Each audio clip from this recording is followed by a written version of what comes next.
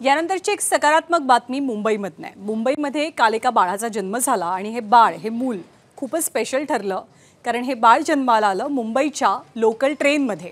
या लोकल ट्रेनमध्ये एका धाडसी तरुणानं या बाळाच्या आईला डिलिव्हरीसाठी मदत केली आणि अर्थातच हा तरुण खूपच फेमस झाला।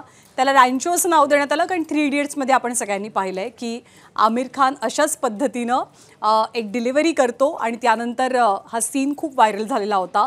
अगदी तसाच काहीसा प्रसंग मुंबईच्या लोकल ट्रेनमध्ये सुद्धा पाहायला मिळाला। राम मंदिर नावाचं स्थानक आहे मुंबईच्या पश्चिम उपनगर रेल्वे स्थानकांवरती आणि तिथेच या महिलेची डिलिव्हरी झाली। तिला प्रसूती वेदना सुरू झाल्या, कुणीच पुढे येईना, कुणीच पहिल्यांदा मदत करेना आणि त्यानंतर खरं तर हा धाडसी तरुण समोर आला आणि या धाडसी तरुणानं आपल्या एका मैत्रिणीला व्हिडिओ कॉल केला, डॉक्टर मैत्रिणीला, आणि या महिलेची प्रसूती केली। काय प्रतिक्रिया त्यानंतर सगळ्यांनी दिली आपण पाहूया।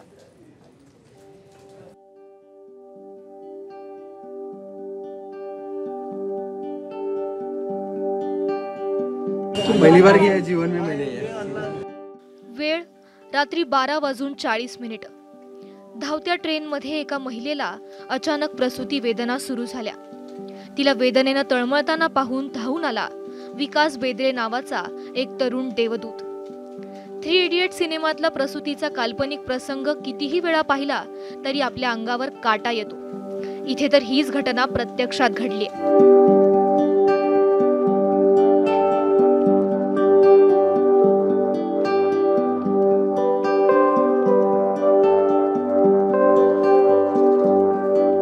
ट्रेननं प्रवास करताना अचानक त्या महिलेला प्रसूती वेदना सुरू झाल्या।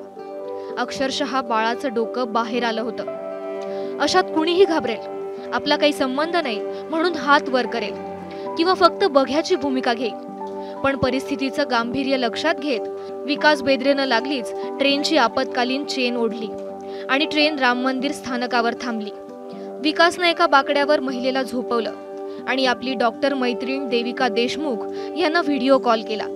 पेशानं कॅमेरामन असलेल्या विकासकडे कोणतंही वैद्यकीय ज्ञान नव्हतं, पण देविकाच्या मार्गदर्शनाखाली सूचनांचं तंतोतंत पालन करत विकासनं त्या महिलेची यशस्वी प्रसूती केली। विकासच्या प्रसंगावधानामुळे आणि धाडसामुळे आज बाळंतीण सुखरूप आहेत। प्रज्ञा पोवळे, एबीपी माझा, मुंबई।